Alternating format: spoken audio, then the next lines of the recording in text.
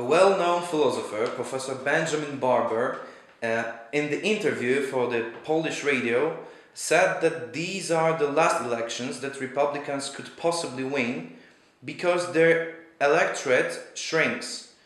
In his opinion, in the US there is also a great number of immigrants, Asians, Latinos, lonely mothers and so on. How would you comment on it? Social diversity has always been present within the United States. Coming back to the original Pilgrims, going to the immigration of the early 20th century, and of course the drastic change of the late 20th century. Will this be the last chance for Republicans to win? I don't think so. I think that Republican issues have always been up there and are very important to everyday people. You mentioned immigrants. Yes, the number of immigrants is rising, therefore the diversity of the American society is changing. American society at one point perhaps might reject immigration to such an extent so as to declassify or going further towards a Canadian model.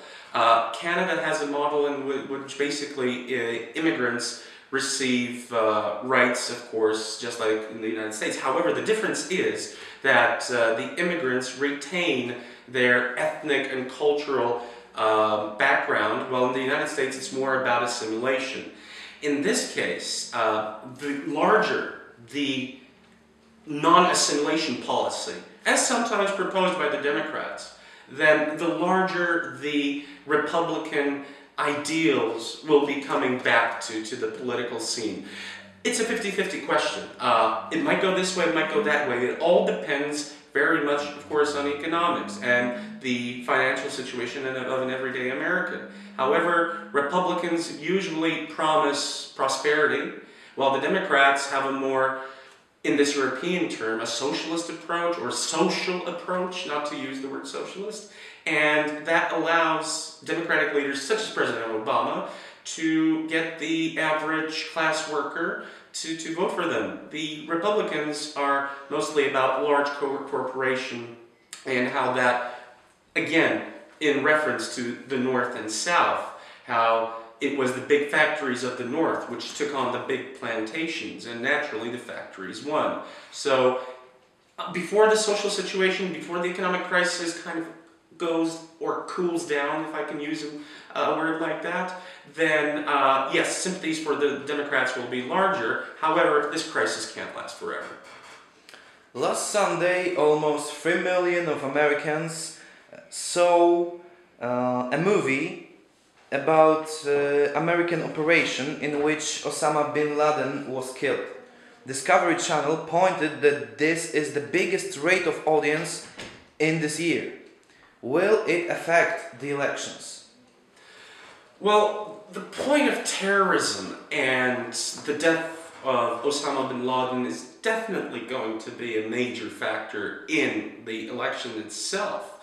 However, I don't believe that it will be solved to such an extent as to give Obama additional points just because it was under him that the operation to terminate Osama bin Laden actually took place.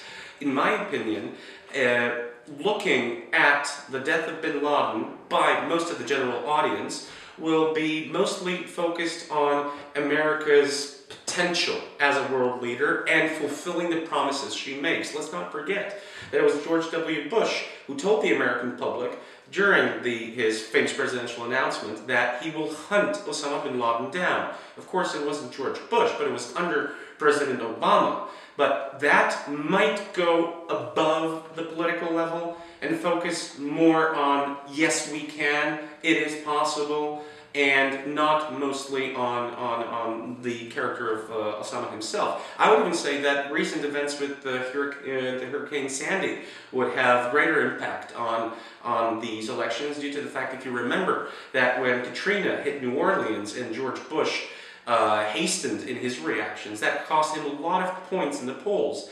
And here, both Mr. Romney and especially President Obama, they reacted as true national leaders should. Therefore, again, I think that this event will have more influence on the elections. However, as I mentioned in the previous question, American people are more used to their local affairs, so their local governors and their heads of state. And presidents are usually people who lead the country, who show the way. So in this case, I don't think that these external events will, to that much extent, be in favor of either the Republican or Democratic candidate. Chances of Obama and Romney in the last few days got even. Who, in your opinion, will win the elections? Well, that's a tough one. I think that will be Obama, due to the fact that over the last couple of years, going from President Reagan through President Bush, and then going into Clinton and Bush Jr., the American people are used to 2 terms of an American president. There's this very famous saying that you never change a president during a time of war. Of course, America is at war with terrorists, right? The war with terror has not ended, even though in the previous question you asked me about Osama bin Laden. However, this time of war is not as intense as it was during the Bush administration. However, I believe that this war that America is fighting now is the economic war. It's the crisis, the ever non-ending crisis. So I don't think that Americans are ready to shift from one president to the other, from one administration, from one side of life to the other. Just like global markets. Global markets will react much more softly to Obama being chosen yet again, because we know what he can do. He's been elected 4 years ago, and we know what to expect. Romney is a big riddle. We don't know. He says a lot, but what will he do? And again, do we risk, thinking from the point of view of an American, do we risk economic shift yet again by changing a president, or do we go down the same road? I think that the Americans will maintain that course to that beacon of freedom, as Obama likes to say, and I think that it will be Barack Obama who will win the election. Thank you very much for the interview, Mr.